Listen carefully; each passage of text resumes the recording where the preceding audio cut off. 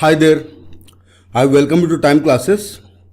This is a short session on error identification, which is a very important question type in bank PO exams.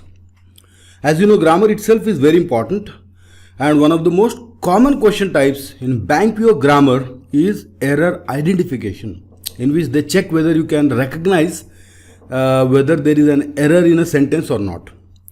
So let us look at its importance or weightage in the exam.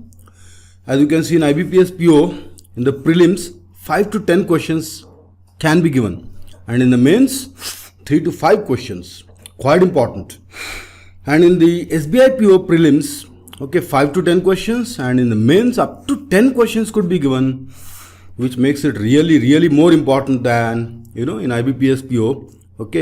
So that's an important revelation. So we go to the third test that you are likely to take, which is IBPS RRB. In the prelims, of course, doesn't have English, so in the mains PO 5 to 10 questions, and in clerical mains 5 to 7 questions. So as you can see, error identification is a common question, a compulsory question type in almost all the exams. Let us look at a few examples in this session. The directions are usually like this.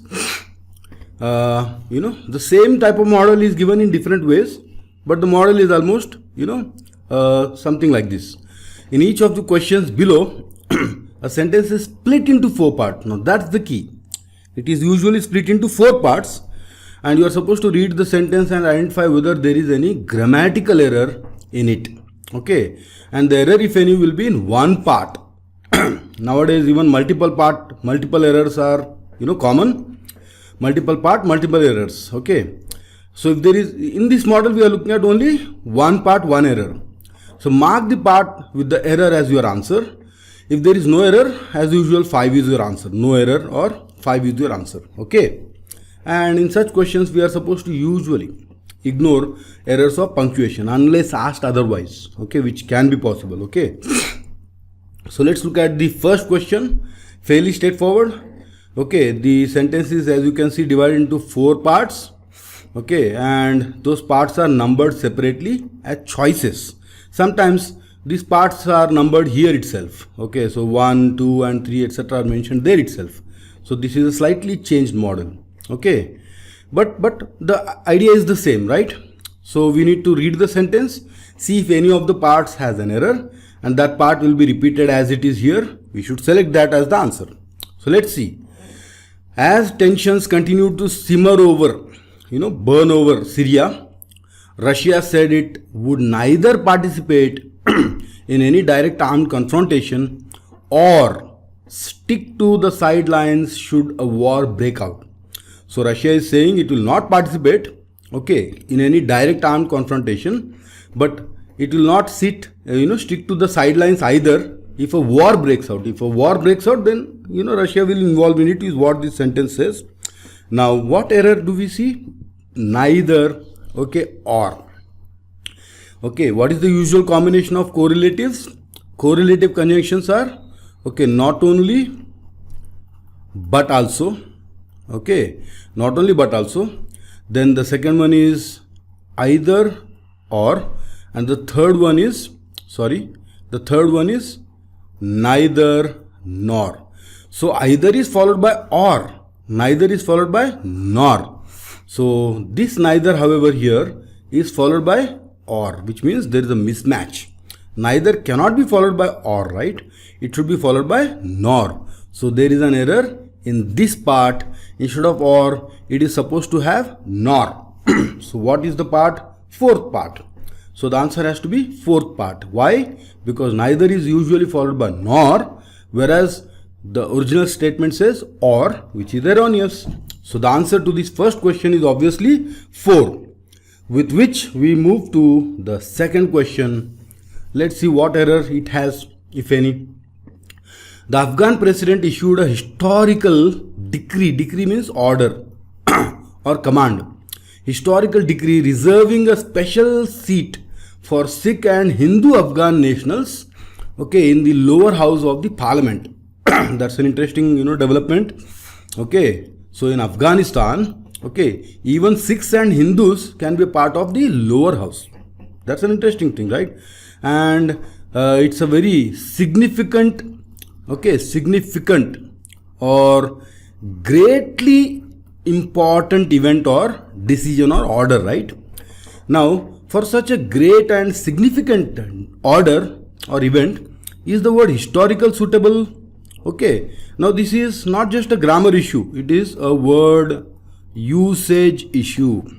Oftentimes, people get confused between similar looking words, okay, and that's a word usage issue.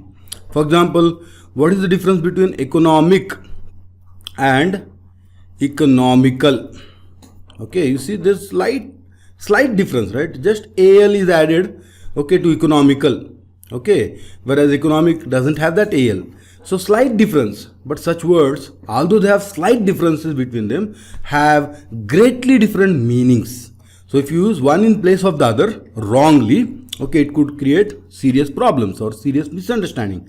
For example, economic means related to economy. Related to what? Economy. So let us talk about economic issues of India. Okay. Whereas if I say economical, it means involving saving money or spending money properly. Spending money properly. Some people are economical by nature. Okay. My mother, for example, she is very economical. She doesn't waste money. She plans every, penny. So she plans, for every penny. So that kind of tendency or quality is called economical. Okay. Similarly, historical is often confused with historical. Is often confused with historic. Okay, so there's another word called historic, which is completely different, okay, in meaning from historical, although they are similarly spelled. The difference is only al, right? Okay, so what does historical mean? Historical means anything related to past or anything related to history. Okay, let us discuss the historical facts of the king or about the king.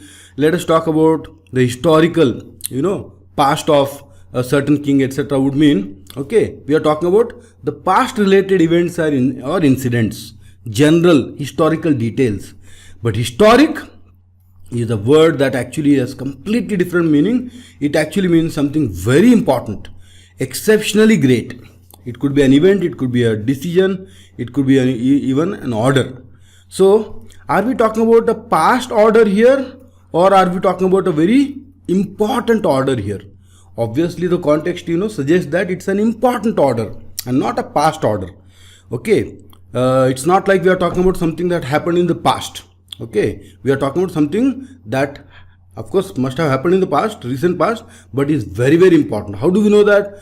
Because even Sikhs and Hindu Afghan nationals are allowed in the lower house of, the parliament of what? Afghanistan. That's definitely a very important order, right? So historical is not a suitable word here. Instead, we should have historic. I hope it is clear. It's a word usage problem which is a part of grammar.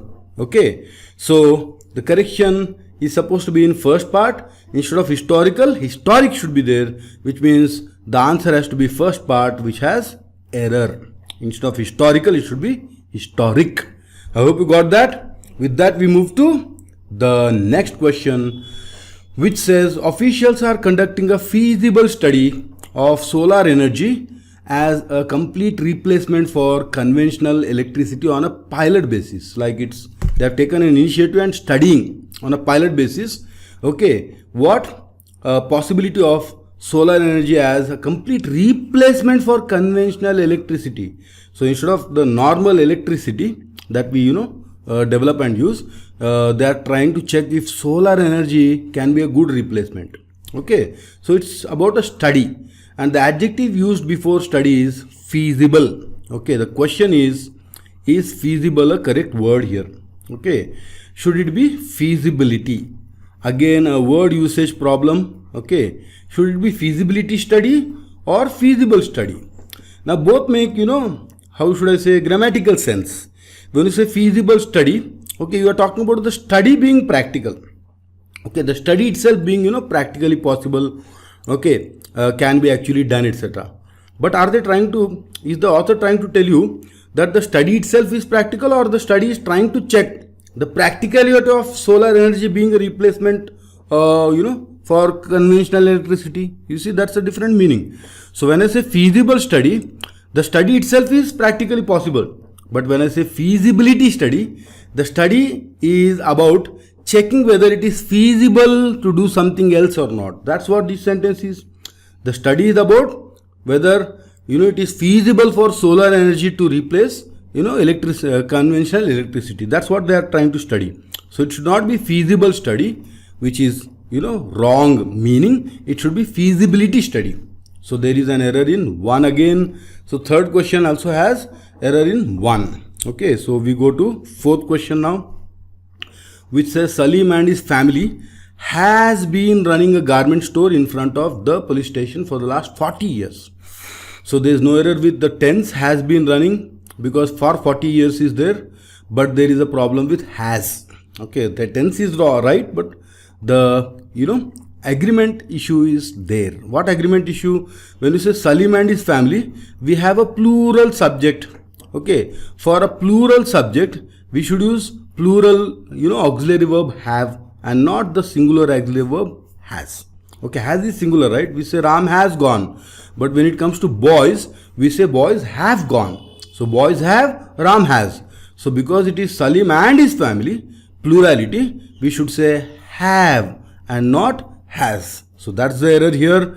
Okay, so the correction obviously is in second part, which means this part is our answer. So for fourth question, okay, B is the correct answer and not any other part. So I hope you got that. Simple error, common agreement error. We go to fifth question now, which says the pace of overall solar installations is expected to be less impressive in 2008 as several protectionist government policies appears poised. Again, I see an error there. You are talking about what? Protectionist government policies. Policies is plural subject, right? So will you say appear? Okay, a singular verb, or will you say appear? Okay, appears is singular, right? Okay, Ram appears to be good. Okay, the boys appear to be good. So boys appear, but Ram appears. So policies appear, not appears. So again, subject verb agreement error here. So the error is in this part. So 3 is the answer. I hope it is clear. Simple point. Let us move to the sixth question, which is the last question. The budget will be presented in the parliament by the finance minister, okay, by this time next month. Okay, so by this time next month, okay, is future time. Okay, but before this future time we have the word by. So whenever a future time is mentioned with by before it, okay, the tense cannot be just simple future tense. You see, simple future tense does not warrant by. Okay, for example, Ram will come tomorrow. Okay, now tomorrow I did not say by tomorrow. So when by is not there, will come is okay. But when I say by tomorrow, okay, the author is suggesting that he is 100% sure about this action happening before tomorrow or by the time tomorrow comes. Therefore that by is added, right? So because the author is extra sure, he is adding by. And when the author is extra sure, the tense cannot be simple future. It has to be some, definite future. And that definite future sentence is future perfect tense. Okay, so instead of will come, it should be will have come. Ram will have come by tomorrow. Okay, I will have finished, okay, the session, okay, by next week. Okay, we will have finished the course by next month. You see, by when is there, okay, the tense has to be will have come, will have done, will have finished. It cannot just be will come. Okay, so in this case it is passive voice, so it should be will have been presented. Okay, instead of will be presented. Okay, so the tense is wrong here because we have by here. Therefore the answer has to be 1. So sixth question, the correct answer is 1, okay, which has a tense error because of the presence of by.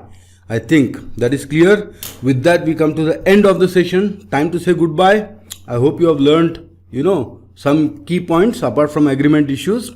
Okay, so all the best. Thank you very much. Goodbye.